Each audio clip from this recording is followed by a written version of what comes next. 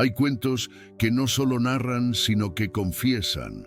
Cuentos que no buscan entretener al niño ni corregir al adulto, sino hablarle directamente al alma. Hans Christian Andersen escribió muchos relatos, pero algunos, los que veremos hoy, no nacen de la fantasía ligera, sino del dolor silencioso, de la marginalidad, del miedo a ser olvidado. Son cuentos que a veces apenas disfrazan lo que él mismo vivió: su infancia pobre, su amor no correspondido, su constante sensación de no encajar. Hay en ellos soledad, belleza rota, amor imposible, muerte, renuncia, y sin embargo brillan. Esta es una selección de los cuentos más íntimos, simbólicos y melancólicos de Andersen. Cuentos que no olvidan y que tampoco quieren ser olvidados.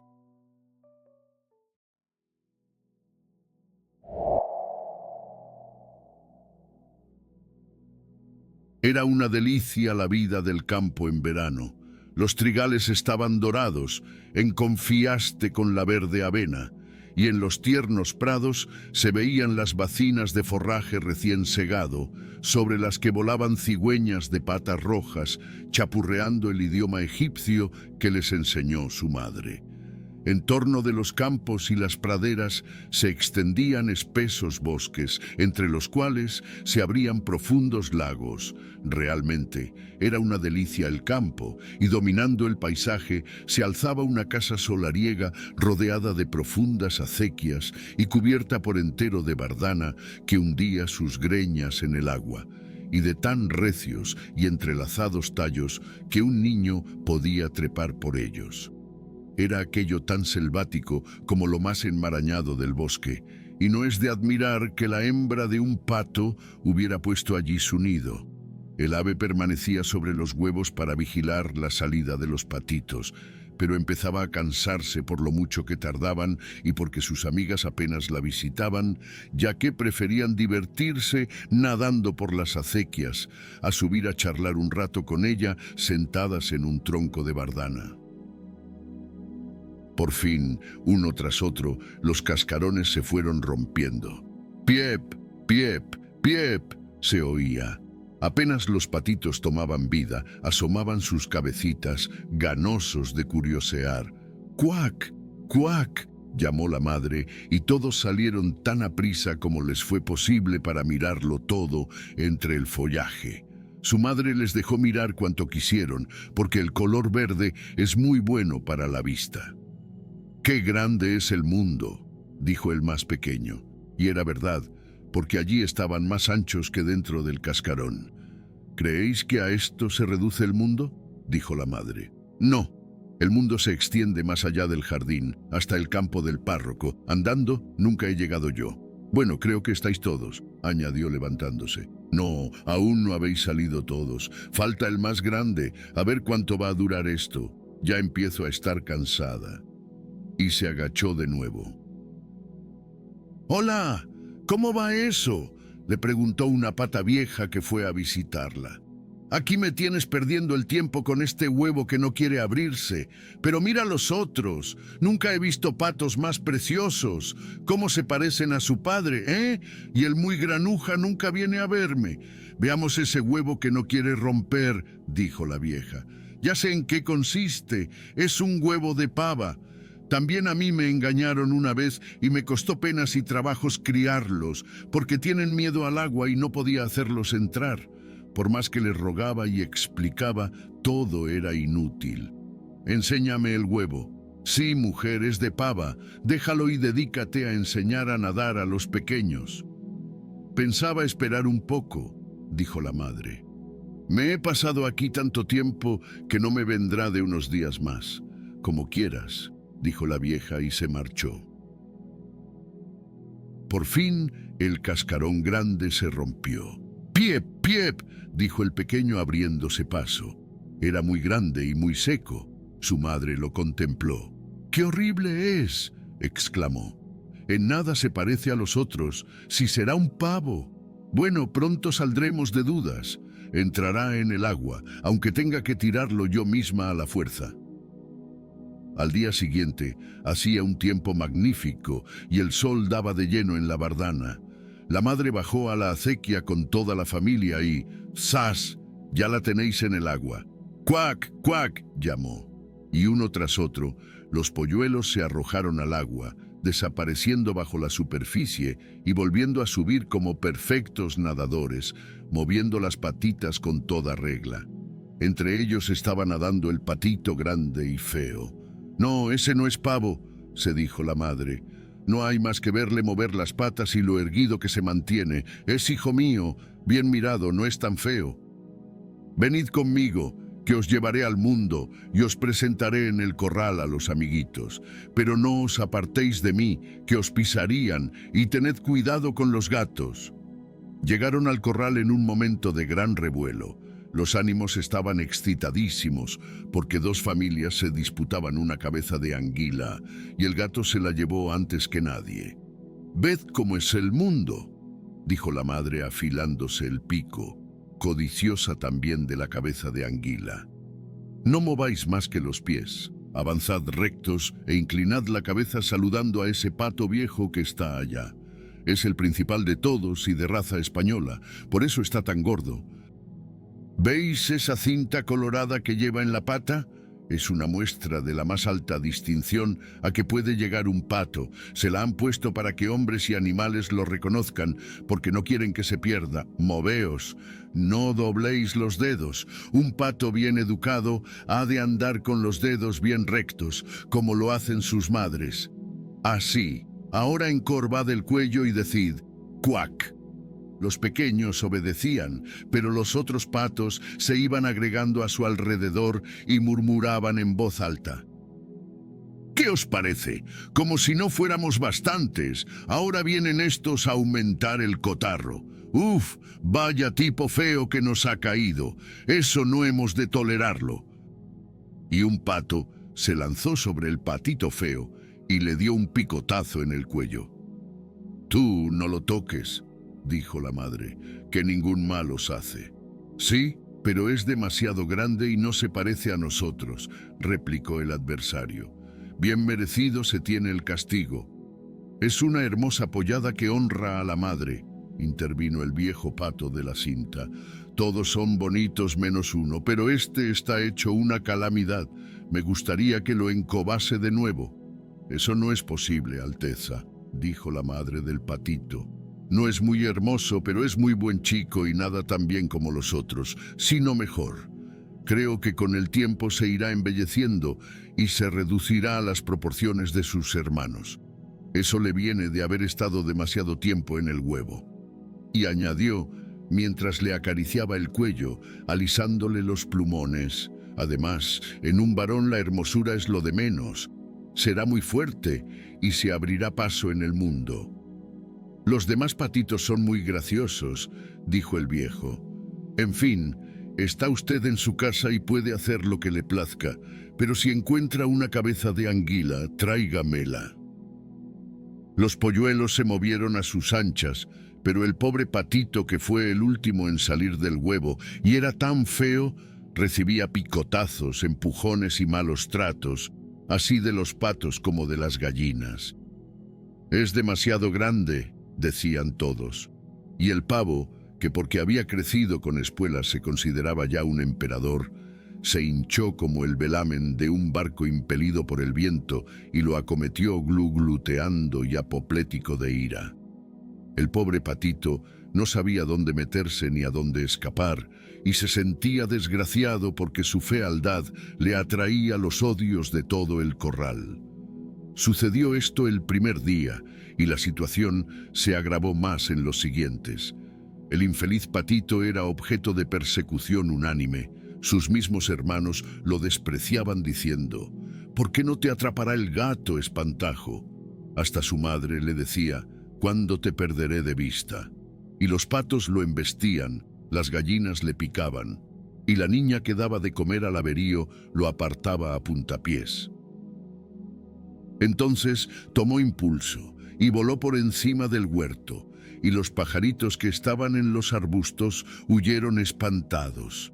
«Les he dado miedo porque soy feo», pensó el patito. Cerró los ojos y siguió volando hasta llegar al gran pantano donde viven los patos silvestres. Y allí descansó toda la noche, cansado de tanto volar. Al amanecer, los patos silvestres levantaron el vuelo y descubrieron al nuevo camarada. ¿De qué casta eres tú?, le preguntaron. Y el patito se volvía en todas direcciones, deshaciéndose en saludos. «Cuidado que eres feo», decían los patos silvestres. «Pero a nosotros nos es igual, mientras no te cases con alguna de la familia». Pobrecillo, ¿cómo había de pensar en casarse si solo aspiraba a que le permitieran dormir tranquilo entre las cañas y beber un poco de agua cenagosa?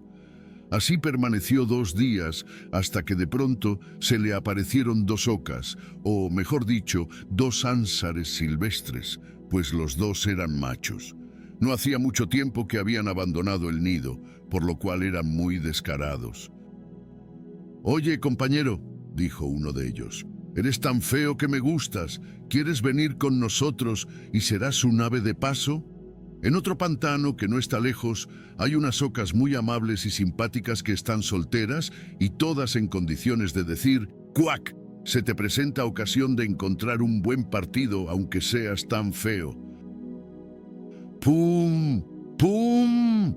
Sonaron unos tiros que hicieron retemblar el aire y los ánsares cayeron muertos en la ciénaga, enrojeciendo el agua. ¡Pum! ¡Pum! Se oyeron nuevos estampidos y una bandada de gansos silvestres se levantó de los cañizales. Entonces sonó otro tiro. Era una gran cacería. Los cazadores estaban al acecho cercando la laguna y algunos se habían encaramado a los árboles que crecían sobre las cañas. Un humo azul salía formando nubes de los sauces y se esparcía a lo largo del pantano. Se oyó el chapoteo de los perros de caza en el légamo. ¡Chas! ¡Chas! Y los juncos y las cañas se movían por todas partes. ¡Qué momentos de angustia para el pobre patito!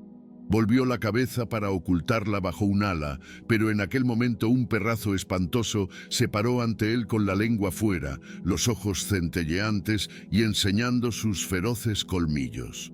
Acercó sus fauces al patito, lo husmeó y, chas, chas, se alejó sin tocarlo. «Bendito sea Dios», suspiró el animalito. «Tan feo soy que ni los perros quieren morderme». Y permaneció quieto, mientras los disparos atronaban los juncales y los perdigones acribillaban el aire. Por fin, ya muy tarde, se estableció la paz, pero el pobre patito no osaba moverse. Solo al cabo de unas horas, volvió la cabeza para examinar las cercanías antes de abandonar el pantano con la velocidad que le permitió su vuelo. Atravesó campos y praderas, afrontando una temperatura que dificultaba su marcha. Al oscurecer, llegó el patito a una pequeña choza campestre, tan arruinada que solo se mantenía en pie por no saber a qué lado caerse. Soplaba el viento con tal fuerza que el patito se vio obligado a encogerse para resistirlo. Entonces notó que a la puerta de la choza le faltaba un gozne y las tablas dejaban entre el quicio una abertura que le permitía el paso, y ni corto ni perezoso entró. En la choza vivía una mujer con un gato y una gallina. El gato, a quien llamaba hijito, sabía arquear el lomo y ronronear y también echar chispas, si bien era preciso para esto que se le frotase a contrapelo. La gallina tenía muy cortas las piernas y por eso se llamaba señorita Patas Cortas. Ponía huevos magníficos y la mujer la quería como a una hija. Tan pronto amaneció, se notó la presencia del intruso y el gato se puso a ronronear y la gallina a cacarear. «¿Qué significa esto?», preguntó la mujer mirando a todos lados. Y como no veía bien, creyó que el patito era un pavo grande que se había extraviado. «¡Qué suerte tengo! Ahora voy a tener huevos de pavo. No creo que sea macho. Probaremos a ver». El patito fue aceptado a prueba por 3 semanas, pero los huevos no venían, y el gato era el amo de la casa y la gallina la dueña, y siempre decía «nosotros y los demás». pues se figuraba que ellos eran la mitad del mundo y lo mejor de la mitad. El patito pensó que podría sostener la opinión contraria, pero la gallina no le dejó hablar. ¿Sabes poner huevos?, le preguntó. No sé. Pues más vale que te calles. Entonces el gato le preguntó, ¿sabes arquear el lomo y ronronear y echar chispas? No sé. Pues no debes exponer tu opinión cuando hablen las personas sensatas. El patito se apartó a un rincón de mal humor, pero cuando la luz del sol y un aire fresco entraron a torrentes en la choza, le invadió tal deseo de nadar que no pudo menos de confesárselo a la gallina. «¿Qué cosas se te ocurren?», gritó ésta. «Claro, como no tienes nada que hacer, te dan esos antojos. Pon huevos o arquea el lomo y verás cómo se te pasarán». «Pero es tan agradable tirarse al agua», dijo el patito, «sumergir en ella la cabeza y zambullirse hasta el fondo». «Ah, sí, vaya un placer», replicó la gallina. «Debes de haber perdido el juicio. Pregúntaselo al gato, que es el ser más razonable que conozco. Pregúntale si le gusta tirarse al agua e irse al fondo. No quiero hablar de mí misma. Pregunta a nuestra ama, la vieja. Nadie tiene más experiencia que ella. ¿Crees que siente el menor deseo de nadar y dejarse ir al fondo?» «No me comprendes», dijo el patito. ¿Que no te comprendo? Pues ¿quién te comprenderá entonces? Dime, supongo que no te creerás más sabio que el gato y la vieja, para no hablar de mí. No seas vanidoso, muchacho, y agradece el bien que se te hace. ¿No estás en una casa bien abrigada y entre personas de las que pueden aprender algo? Pero claro, tú eres un ocioso charlatán y no da gusto tratar contigo. Créeme, hablo por tu bien. Si te digo cosas desagradables, piensa que en esto se conocen los buenos amigos. Procura aprender a poner huevos o a arquear el lomo y echar chispas. Creo que habría de ir a correr mundo, dijo el patito. Sí, aprobó la gallina. No dejes de ir. Y el patito se fue. Nadó y se zambulló cuanto le vino en gana, pero todos los seres se le apartaban al verlo tan feo. Vino el otoño. Las hojas de los árboles perdieron su verdor y se secaron. El viento las cogió y se las llevó en remolinos, y el tiempo se hizo intensamente frío. Densos nubarrones pasaban muy bajos, cargados de nieve y granizo, y en las tapias se paraban los cuervos graznando de frío. Mal tiempo para el pobre patito. Una tarde, mientras el sol iba a su ocaso con todo esplendor, se destacó de las frondosidades una bandada de aves grandes y magníficas. Eran de una blancura deslumbrante y de cuello largo y gracioso. Nunca vio el patito nada tan bello. Eran cisnes.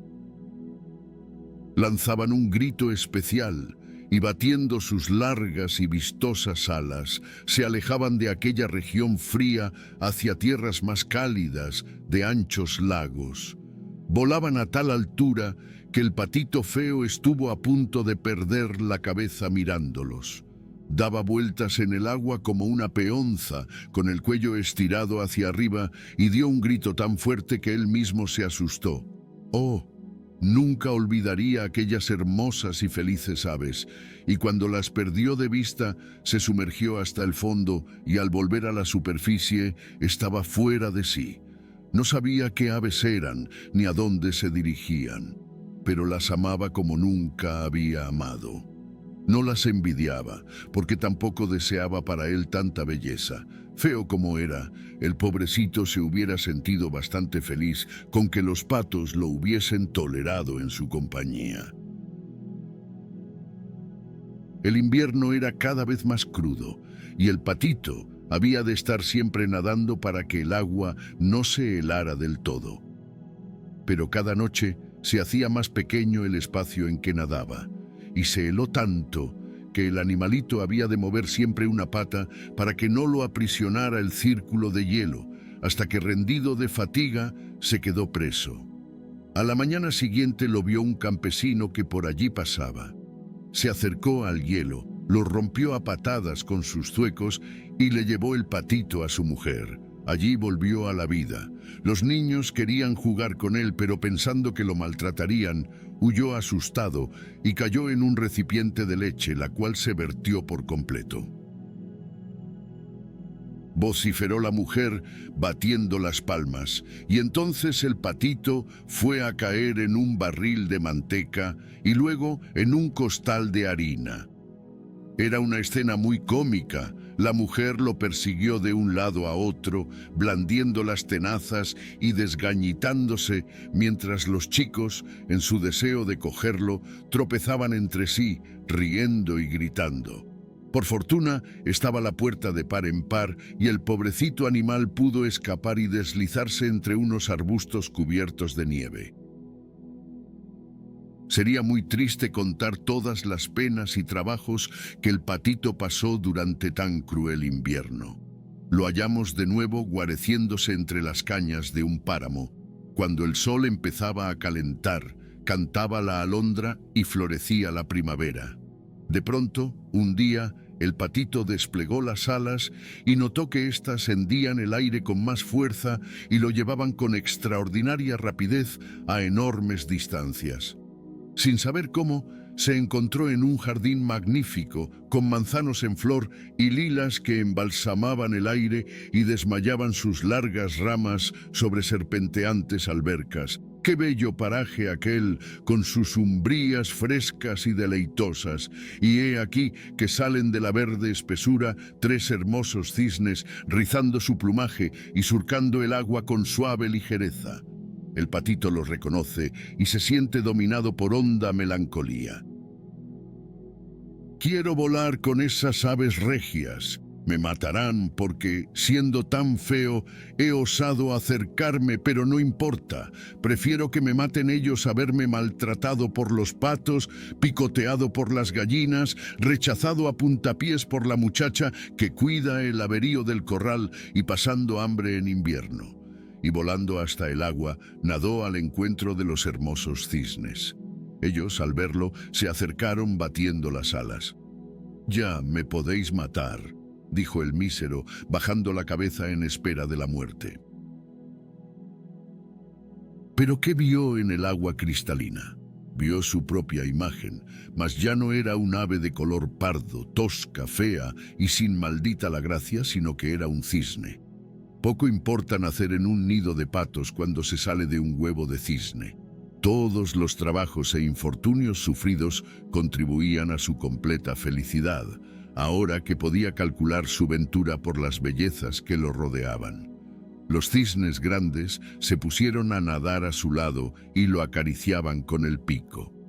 Llegaron unos niños al estanque y echaron pan y maíz al agua. El más pequeño exclamó: «¡Hay uno nuevo!» Y el otro niño gritó, lleno de gozo: «Sí, sí, es un recién llegado». Y los niños saltaron dando palmadas de alegría y corrieron a dar la noticia a sus padres. Volvieron con pan y pastelillos para obsequiarlo, y todos decían: «El nuevo es el más bonito». Y los cisnes viejos movían la cabeza reconociendo su hermosura.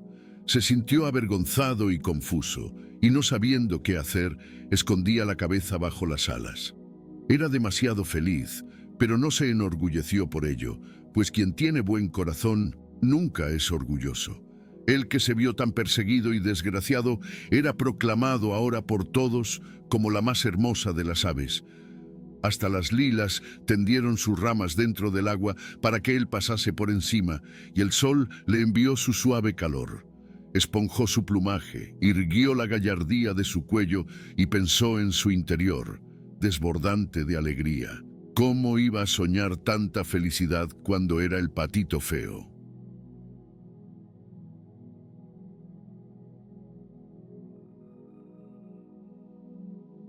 Pocos cuentos han sido tan citados y tan malinterpretados. El patito feo no es una fábula de autoayuda. No habla del éxito ni de creer en uno mismo, como si eso bastara. Es un cuento escrito por alguien que conocía la humillación, la mirada del desprecio, el sentirse fuera de lugar en cada habitación. Andersen no era un cisne, era un niño pobre, de pies torcidos y voz aguda, que creció en los márgenes de una sociedad elegante, un joven rechazado por los círculos que soñaba habitar, un hombre que amó sin ser amado, que escribió versos para quienes nunca lo miraron dos veces. Este cuento es su espejo más íntimo.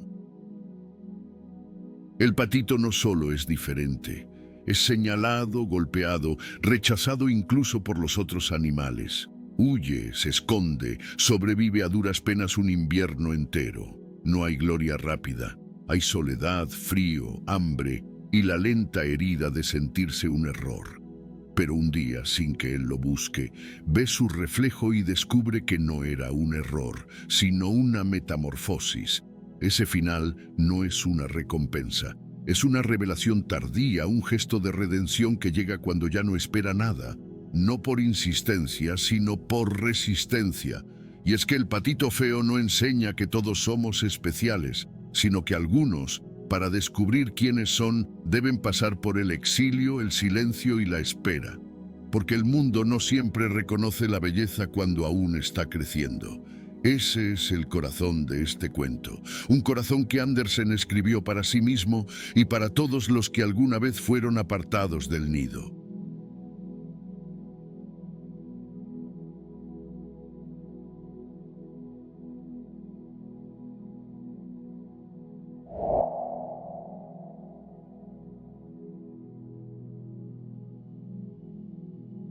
Érase una vez 25 soldaditos de plomo, todos hermanos, ya que los habían fundido de la misma vieja cuchara. Armas al hombro y la mirada al frente, con sus bonitas guerreras rojas y sus pantalones azules. Lo primero que oyeron en este mundo, cuando se levantó la tapa de la caja en que venían, fue el grito: «¡Soldaditos de plomo!», que había dado un niño pequeño batiendo palmas, pues se los habían regalado por su cumpleaños. Enseguida los puso de pie sobre la mesa. Cada soldadito era un vivo retrato de los otros. Solo uno era un poco diferente a los demás.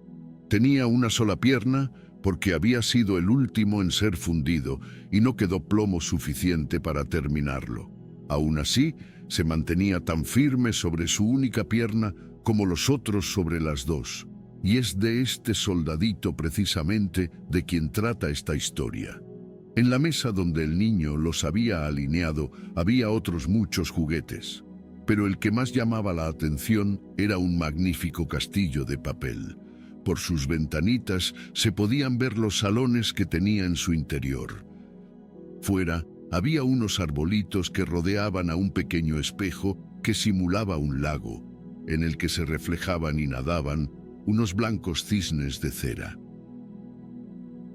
El conjunto resultaba muy hermoso, pero lo más precioso de todo era, sin embargo, una damita que estaba de pie a la puerta del castillo.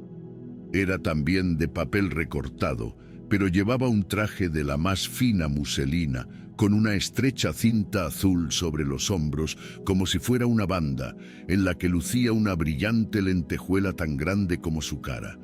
La damita extendía los brazos en alto, pues era una bailarina, y levantaba tanto una de sus piernas que el soldadito de plomo no podía vérsela, y creyó que solo tenía una, como él. «Esta es la mujer que podría ser mi esposa», pensó. «Pero es muy distinguida y vive en un castillo.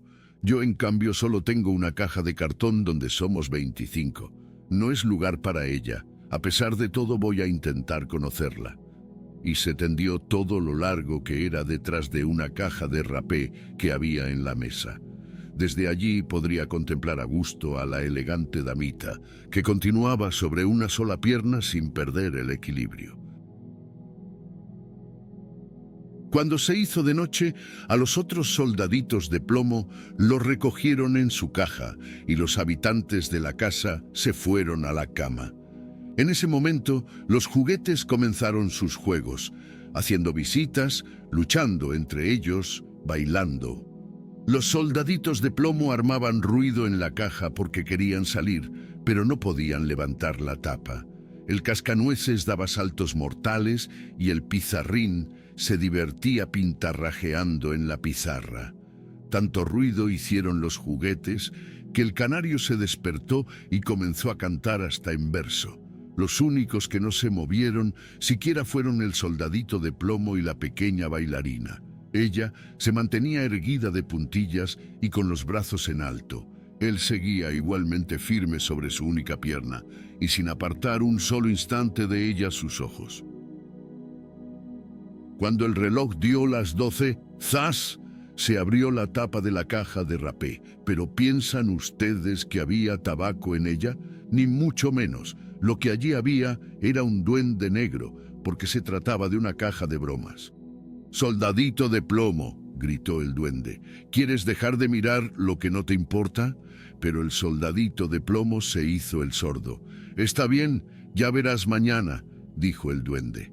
Al día siguiente, cuando los niños se levantaron, alguien había puesto al soldadito de plomo en la ventana, y bien fuese el duende, bien una corriente de aire, el caso es que la ventana se abrió de golpe y el soldadito se precipitó de cabeza desde el tercer piso. Fue una caída terrible. Quedó con la pierna en alto, apoyado sobre el casco y con la bayoneta clavada en los adoquines. La criada y el niño bajaron apresuradamente a buscarlo, pero aunque estuvieron a punto de pisarlo, no lo pudieron encontrar. Si el soldadito de plomo hubiera gritado «¡Aquí estoy!», seguro que lo habrían visto, pero él creyó que no estaba bien dar gritos yendo de uniforme. Entonces empezó a llover y cada vez lo hacía con más fuerza, hasta que se convirtió en un aguacero torrencial. Cuando escampó, pasaron dos muchachos por la calle. «¡Mira!», dijo uno, «un soldadito de plomo, vamos a darle un paseo en barca». E hicieron un barco con un periódico. Pusieron en él al soldadito de plomo que se fue navegando arroyo abajo mientras los dos muchachos corrían a su lado dando palmadas. ¡Santo cielo, qué olas las del arroyo y qué corriente! Desde luego que había llovido con ganas.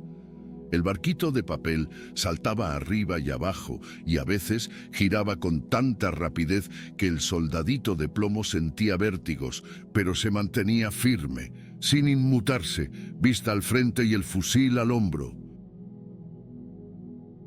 De pronto una boca de alcantarilla, tan oscura como su propia caja de cartón, se tragó al barquichuelo. «¿A dónde iré a parar?», pensó. «Apostaría a que el duende es el culpable. Si al menos la pequeña bailarina estuviera conmigo en el barco, no me importaría que fuese aún más oscuro». Al punto, apareció una enorme rata de agua que vivía en la alcantarilla. «¿Tienes el pasaporte?», preguntó la rata. «A ver, el pasaporte». Pero el soldadito de plomo no contestó y apretó su fusil con más fuerza que nunca. El barco se deslizaba vertiginosamente, seguido de cerca por la rata. ¡Uy! Cómo rechinaba los dientes y chillaba el asqueroso animal. «¡Detenedle! ¡Detenedle! No ha pagado el peaje, no ha enseñado el pasaporte». Pero la corriente se hacía cada vez más rápida y el soldadito de plomo podía ya percibir la luz del día al fondo del túnel. Pero a la vez escuchó un sonido atronador, capaz de horrorizar al más pintado. Imaginaos, al acabar la alcantarilla, la cloaca desembocaba en un gran canal. Aquello era tan peligroso para el soldadito de plomo como para nosotros arriesgarnos a navegar por una gran catarata. Por entonces estaba ya tan cerca que no podía detenerse. El barco iba como una bala. El pobre soldadito de plomo se mantuvo tan firme como pudo. Nadie diría nunca de él que había pestañeado siquiera. El barco dio 3 o 4 vueltas, llenándose de agua hasta el borde. Estaba a punto de zozobrar. Al soldadito le llegaba el agua al cuello y el barquito se hundía más y más. El papel, de tan empapado como estaba, comenzaba a deshacerse, hasta que el agua se cerró sobre la cabeza del soldadito de plomo, mientras que pensaba en la encantadora bailarina, a la que no vería ya nunca más. Y una antigua canción resonó en sus oídos. «Adelante, valiente guerrero, que la muerte será tu laurel». En aquel momento el papel acabó de rasgarse y el soldadito se hundió, pero justo entonces se lo tragó un gran pez. ¡Oh, qué oscuridad había allí dentro! Era peor aún que en la alcantarilla y además más estrecho e incómodo, pero el soldadito de plomo se mantuvo firme, siempre con su fusil al hombro, tendido cuán largo era. El pez se agitaba, haciendo las más extrañas contorsiones y dando unas vueltas terribles. Por fin se quedó quieto y cruzó por él como un rayo de luz. La luz brillaba mucho y alguien gritó: ¡Un soldadito de plomo! El pez había sido pescado, llevado al mercado y vendido, y se encontraba ahora en la cocina, donde la sirvienta lo había abierto con un gran cuchillo. Cogió con 2 dedos al soldadito por la cintura y lo llevó a la sala, donde todos querían ver a aquel personaje tan importante que había viajado dentro de la barriga de un pez. Pero el soldadito no estaba orgulloso de aquello. Lo pusieron de pie sobre la mesa y allí. En fin, las cosas que pasan. El soldadito de plomo se encontraba en el mismo salón donde había estado antes. Vio a los mismos niños, los mismos juguetes sobre la mesa y el mismo precioso castillo con la encantadora y pequeña bailarina que se mantenía todavía sobre una sola pierna y la otra en el aire. Ella había estado tan firme como él. Esto emocionó tanto al soldadito que estuvo a punto de llorar lágrimas de plomo, pero no lo hizo porque no habría estado bien que un soldado llorase. Se contentó con mirarla y ella le miró también, pero nada se dijeron. En esto, uno de los niños cogió al soldadito de plomo y lo arrojó a la chimenea. No tuvo motivo alguno para hacerlo. Era, por supuesto, el duende de la caja el que tenía la culpa. El soldadito de plomo se puso incandescente. Sintió un calor terrible, aunque no supo si era a causa del fuego o del amor. Perdió todos sus colores, sin que nadie pudiese decir si le había ocurrido durante el viaje o a causa de sus sufrimientos. Miró a la bailarina y ella lo miró, y el soldadito sintió que se fundía, pero continuó firme con su fusil al hombro. Entonces se abrió una puerta y la corriente de aire se llevó a la bailarina, que voló como una sílfide para caer en la chimenea junto al soldadito de plomo. Se produjo una llamarada y se consumió. Poco después, el soldadito de plomo se acabó de fundir y cuando a la mañana siguiente la sirvienta removió las cenizas, lo encontró en forma de un pequeño corazón de plomo, pero de la bailarina solo quedaba la lentejuela, ahora negra como el carbón.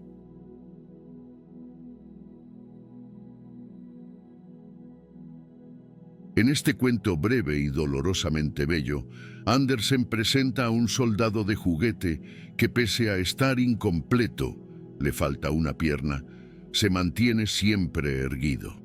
Su rigidez no es solo física, es símbolo de una entereza inquebrantable frente a un mundo que lo arrastra sin descanso por caminos de dolor, incomprensión y separación.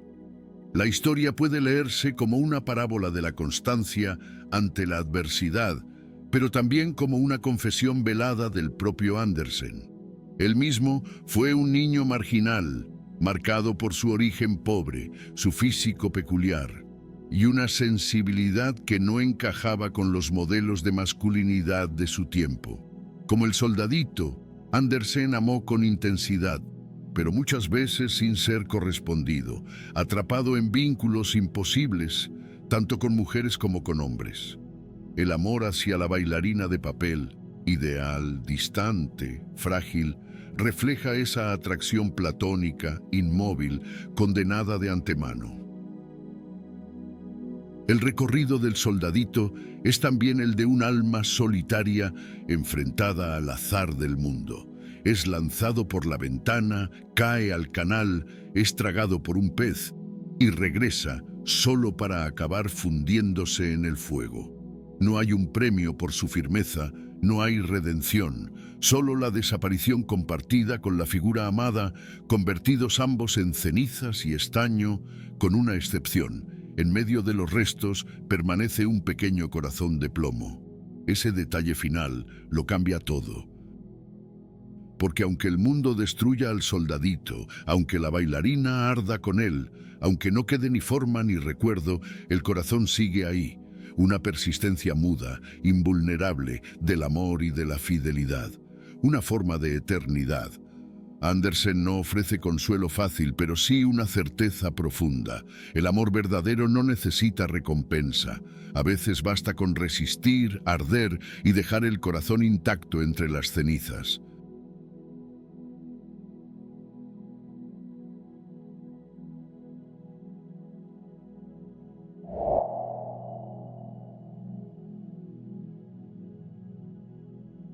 En los países cálidos, allí sí que calienta el sol.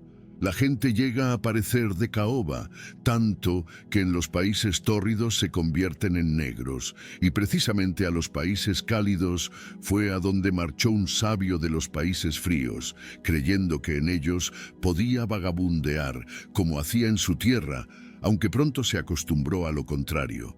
Él y toda la gente sensata debían quedarse puertas adentro. Celosías y puertas se mantenían cerradas el día entero. Parecía como si toda la casa durmiese o que no hubiera nadie en ella.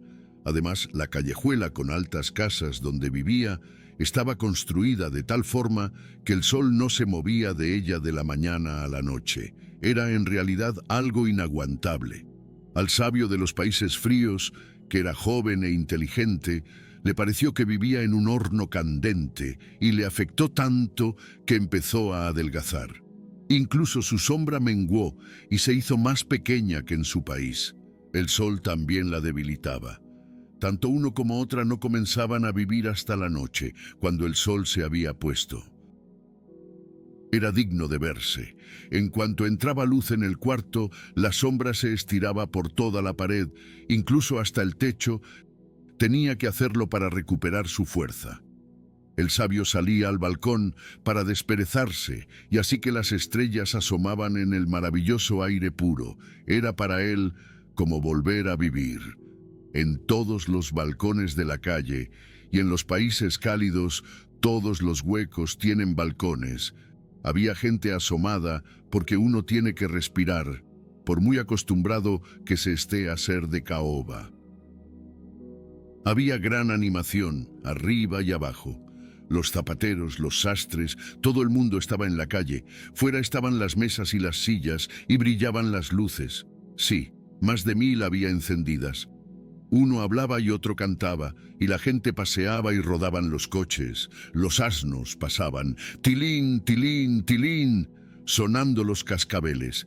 Había entierros y cantos fúnebres. Los chicos disparaban cohetes y las campanas volteaban. Sí, había una vida tremenda en la calle. Solo la casa frente a la del sabio extranjero estaba en silencio completo.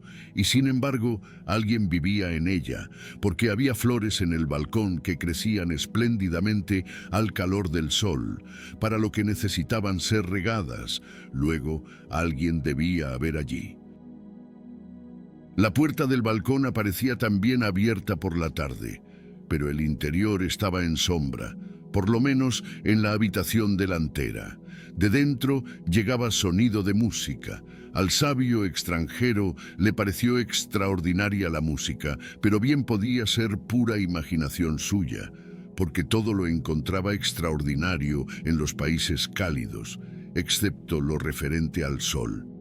Su casero dijo que no sabía quién había alquilado la casa, no se veía a nadie, y en cuanto a la música se refería, creía que era horriblemente aburrida. Es como si alguien tratase de ensayar una pieza que no puede dominar, siempre la misma. Pues lo tengo que sacar, dice, pero no lo consigue por mucho que toque. Una noche, el extranjero despertó. Dormía con la puerta del balcón abierta. La cortina se levantó con el viento y le pareció que venía una luz fantástica del balcón de enfrente. Todas las flores resplandecían como llamas de los colores más espléndidos, y en medio de las flores se encontraba una esbelta, atractiva doncella que parecía también resplandecer. De tal forma lo deslumbró que abrió los ojos desmesuradamente y se despertó del todo. De un salto estuvo en el suelo. Muy despacio se acercó a la cortina, pero la doncella había desaparecido. El resplandor se había apagado. Las flores no brillaban, pero seguían siendo tan bonitas como siempre. La puerta estaba entornada y de las profundidades venía una música tan suave y encantadora que inspiraba los más dulces pensamientos. Era, sin embargo, como cosa de magia. ¿Y quién vivía allí? ¿Dónde estaba la verdadera entrada? Todo el piso bajo era una tienda tras otra y no era posible que la gente pasara por ellas. Una noche el extranjero estaba sentado en su balcón, con una luz encendida en el cuarto a espaldas suyas, por lo que, como es natural, su sombra estaba en la pared de enfrente. Sí, allí estaba sentada exactamente enfrente entre las flores del balcón. Y cuando el extranjero se movía, también se movía la sombra, porque así es como hacen las sombras. «Parece como si mi sombra fuese el único ser vivo que se viera enfrente», dijo el sabio. «Con qué delicadeza se sienta entre las flores. La puerta está entreabierta. Si la sombra fuese tan lista como para entrar, mirar en torno suyo y venir después a contarme lo que hubiera visto». «Sí, haz algo útil», dijo en broma. «Vamos, entra. Vamos ahora». Y le hizo gestos con la cabeza a la sombra, y la sombra le correspondió. «Anda, pero no te pierdas». Y el extranjero se levantó, y su sombra, allá en el balcón de enfrente, se levantó también. Y el extranjero se volvió, y la sombra se volvió también. Si por acaso alguien hubiera estado observando, hubiera visto claramente que la sombra se colaba por la puerta entornada en la casa de enfrente, al tiempo que el extranjero entraba en su cuarto y corría la larga cortina tras de sí. A la mañana siguiente salió el sabio a tomar café y leer los periódicos.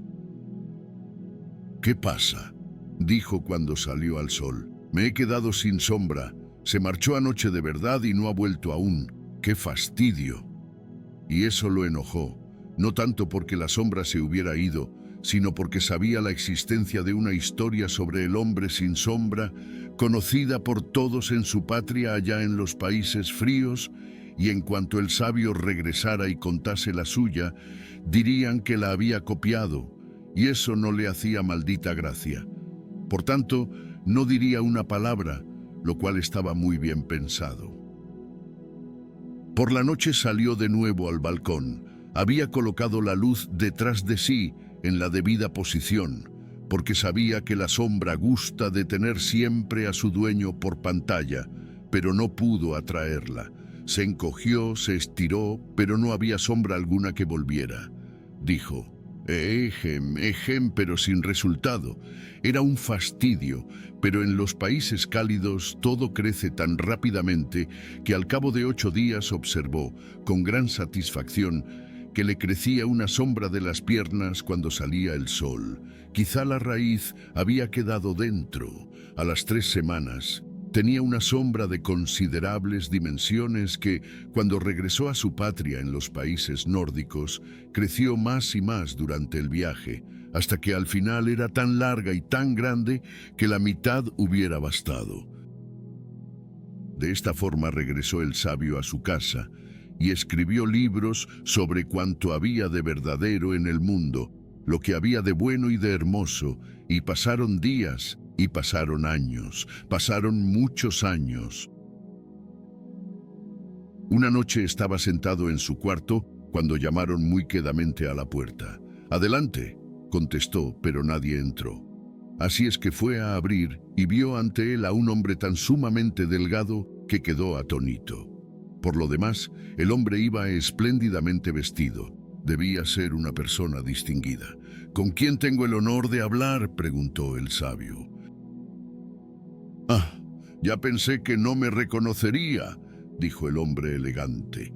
«Me he hecho tan corpóreo que hasta tengo carne y ropas. Seguro que nunca había pensado usted en verme en tal prosperidad. ¿No reconoce usted a su vieja sombra? No creía usted que volvería, ¿verdad? Me ha ido espléndidamente desde que estuve con usted.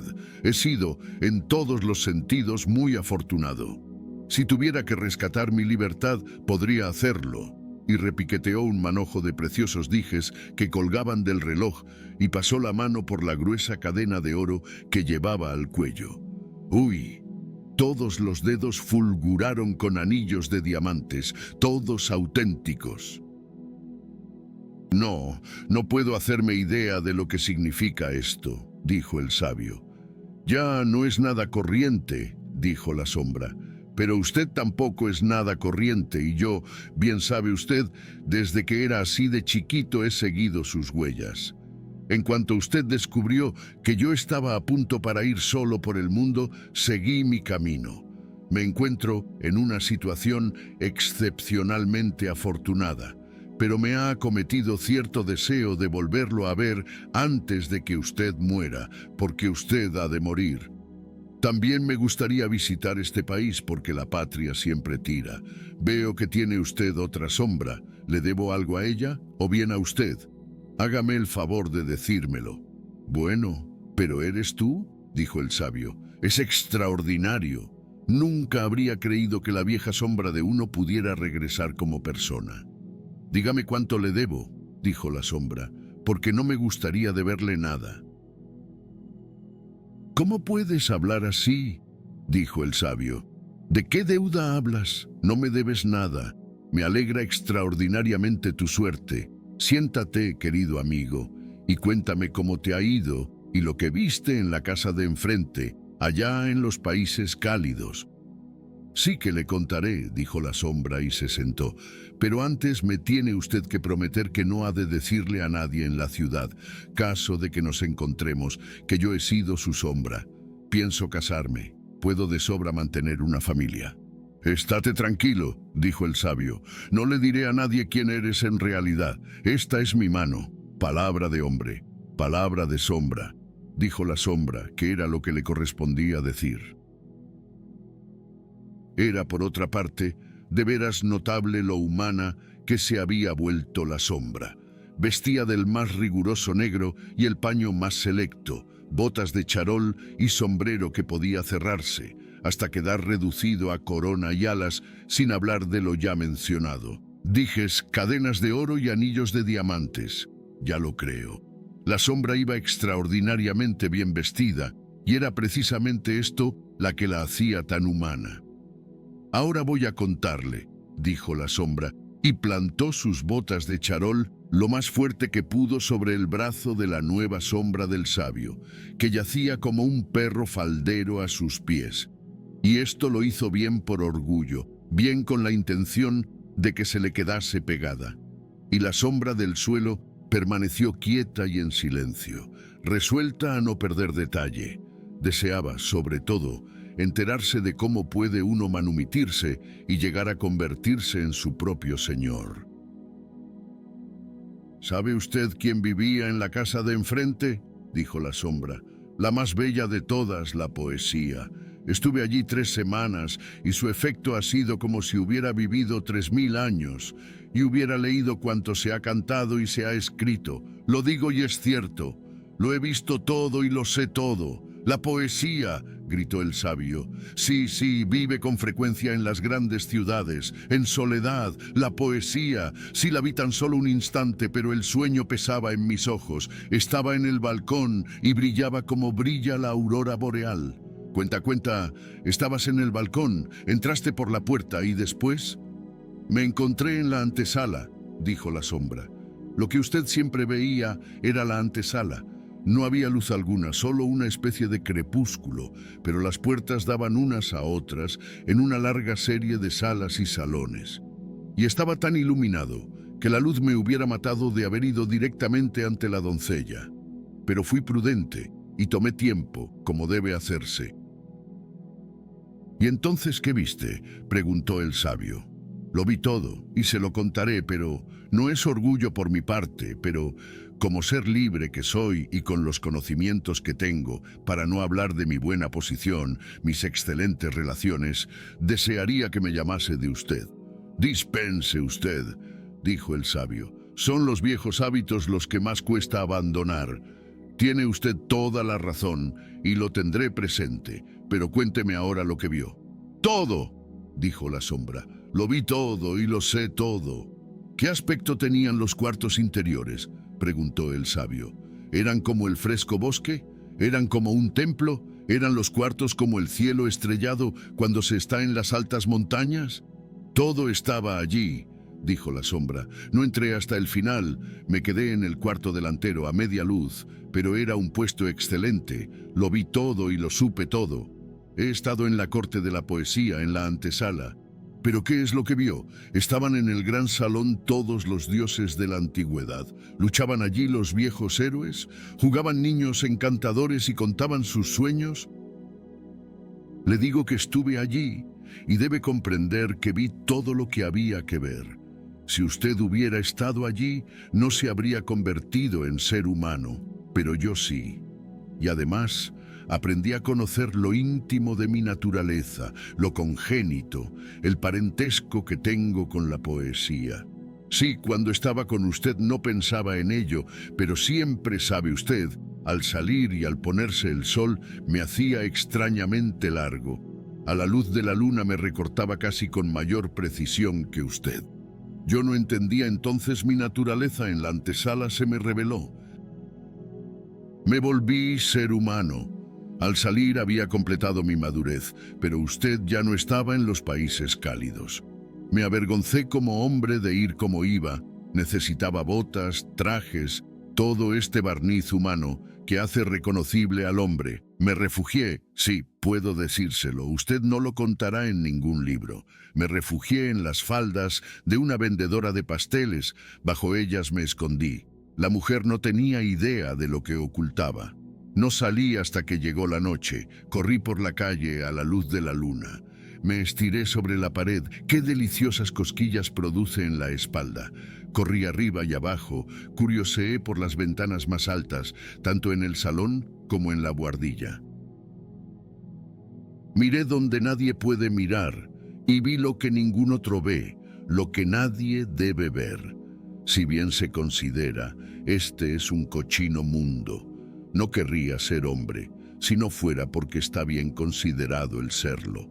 Vi las cosas más inimaginables en las mujeres, los hombres, los padres y los encantadores e incomparables niños.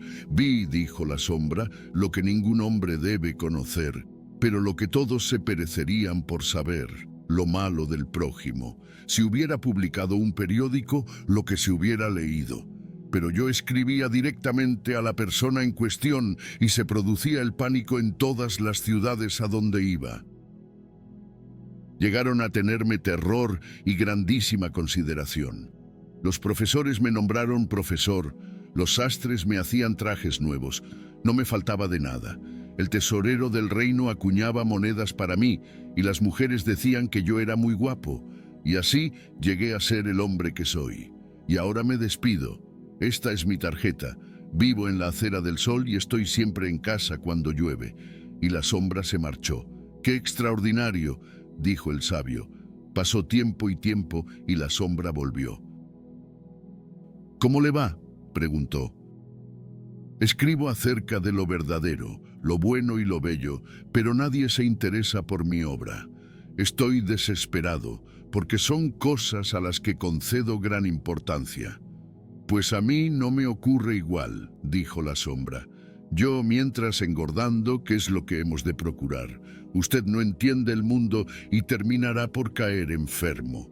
Tiene que viajar. Me iré de viaje este verano. Venga conmigo. Me gustaría llevar un compañero. ¿Quiere usted venir conmigo como mi sombra? Será para mí un gran placer el llevarle. Le pago el viaje. ¡Qué disparate!, dijo el sabio. Según como se mire, dijo la sombra. El viajar le sentará de maravilla. Si consiente usted en ser mi sombra, todo correrá de mi cuenta. Esto ya es el colmo, protestó el sabio. Pero así va el mundo, dijo la sombra, y así seguirá, y se marchó. Las cosas no le iban nada bien al sabio. La pena y la preocupación seguían haciendo presa en él, y sus opiniones sobre lo verdadero, lo bueno y lo bello interesaban tanto al público como las rosas a una vaca, hasta que al final cayó enfermo de consideración.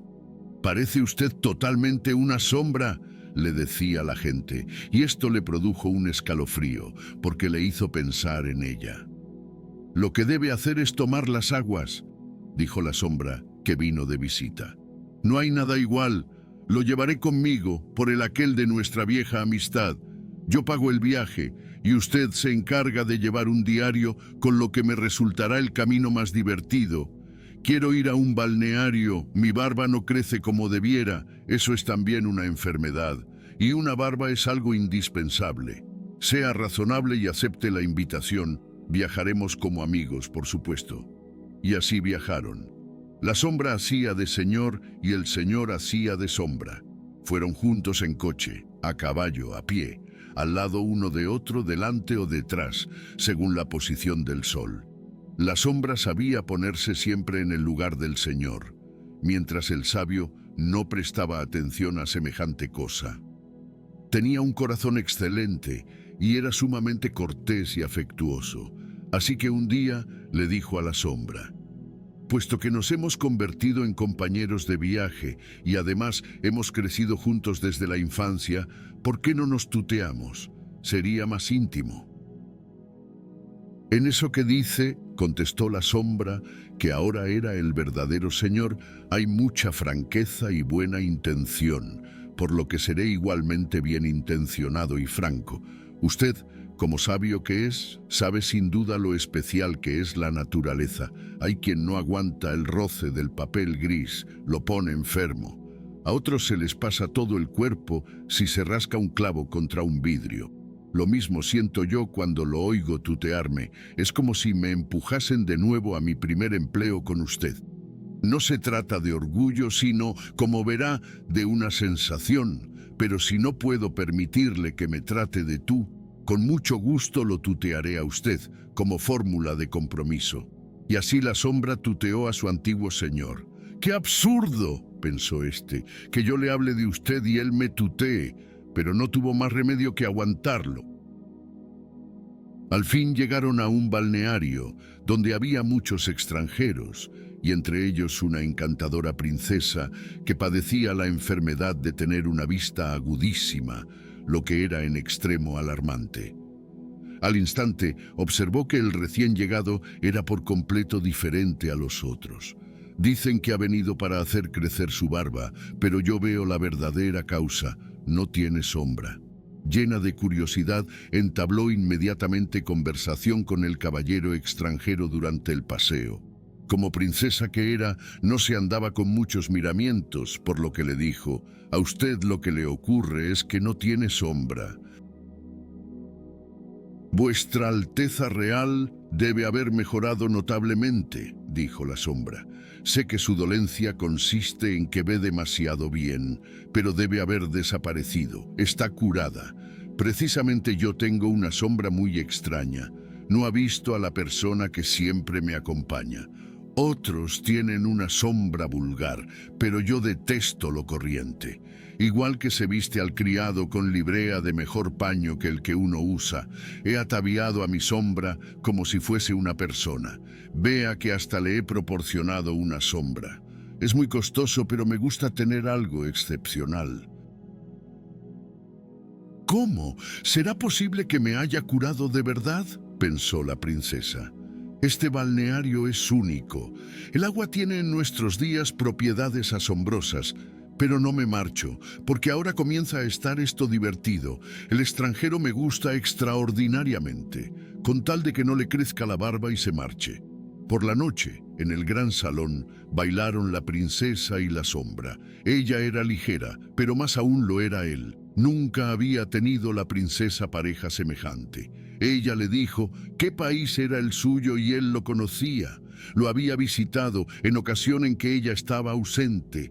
Había curioseado por las ventanas aquí y allá y visto de todo, por lo que pudo contestar a la princesa y hacer alusiones que la dejaron estupefacta. «Debe ser el hombre más sabio del mundo», pensó. Tal era su admiración por lo que sabía.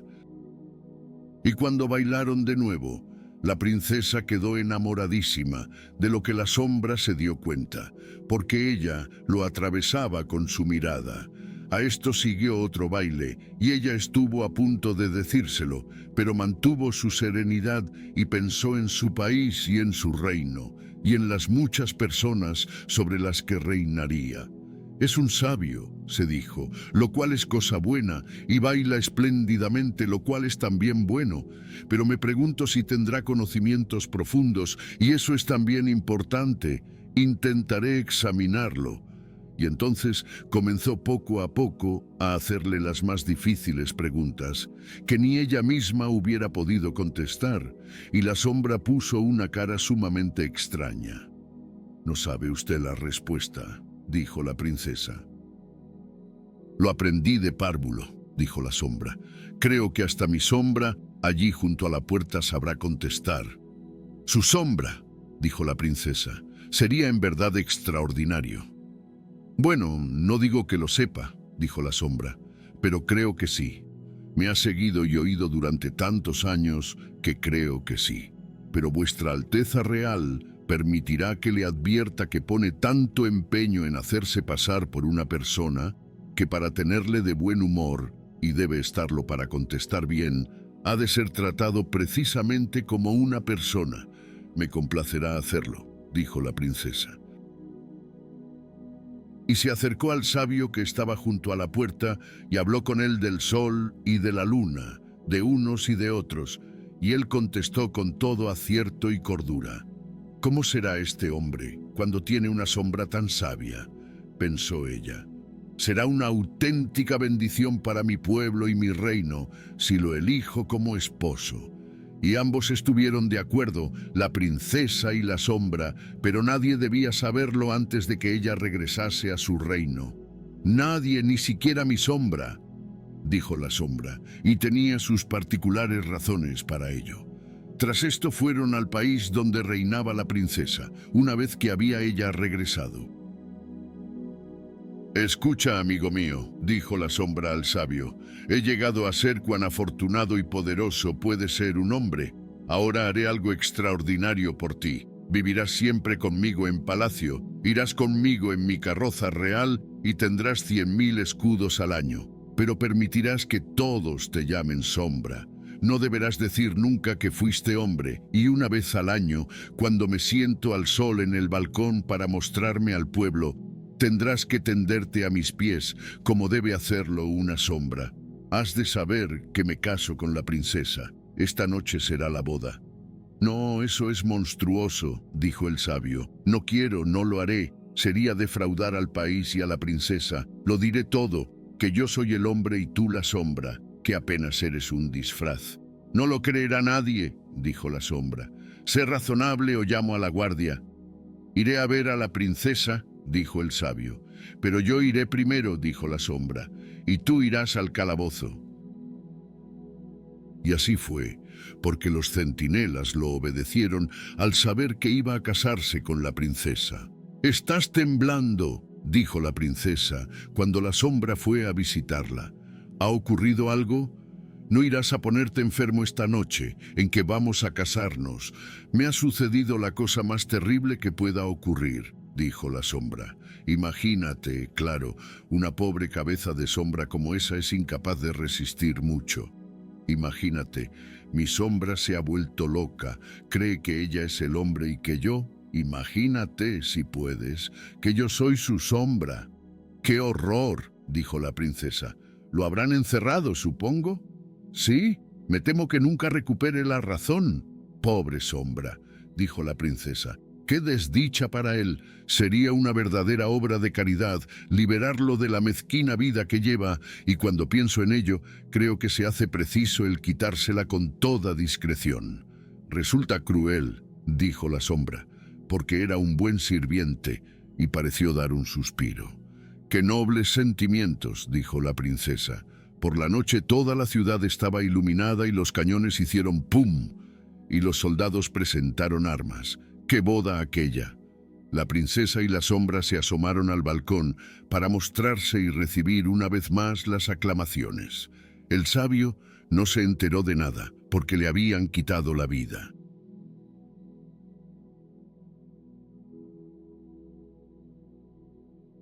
La sombra no es un cuento para niños, es una fábula inquietante sobre la dualidad del ser, sobre cómo lo que reprimimos puede ganar fuerza y emanciparse hasta devorarnos. Andersen, lejos de su tono más suave, compone aquí una alegoría filosófica que recuerda a Fausto, a El extraño caso del Dr. Jekyll y Mr. Hyde, o incluso a los doppelgänger del folclore germano. Un hombre bueno, un sabio, un estudioso, un idealista, vive en un lugar cálido y luminoso. Pero la luz es tan intensa que su sombra se va debilitando hasta que un día desaparece. En realidad, se ha soltado, ha cobrado vida propia y parte hacia el mundo, deseosa de experimentar lo que su dueño nunca se atrevió. El hombre continúa su vida, y años después la sombra regresa. Ha viajado, ha visto, ha aprendido a engañar, a manipular, se ha vuelto poderosa, influyente, rica. En contraste, el hombre se ha vuelto más frágil, más aislado, más insignificante, y en un giro macabro, la sombra termina dominándolo hasta hacerlo desaparecer. Aquí no hay justicia ni redención. La sombra usurpa el lugar de su amo, lo borra de la historia y se queda con su poder. Lo inquietante es que nadie lo impide. Este cuento puede leerse como una parábola de la corrupción del alma, del triunfo del cinismo sobre la inocencia, del precio que se paga por renunciar a lo oscuro en uno mismo. Pero también, y aquí entra el Andersen autobiográfico, como una confesión de miedo, miedo a ser borrado, sustituido, eclipsado por una imagen más aceptable, más hábil, más aceptada por la sociedad. En su vida, Andersen fue frecuentemente objeto de burla, rechazado por la aristocracia que tanto admiraba. Es posible que temiera que solo su máscara, su sombra literaria, alcanzara el reconocimiento, mientras él, como persona, quedara olvidado. La sombra es entonces una advertencia sin consuelo. No se puede vivir ignorando lo que proyectamos ni lo que reprimimos, porque si no lo integramos, si no lo reconocemos, puede crecer a nuestras espaldas y tomar nuestro lugar.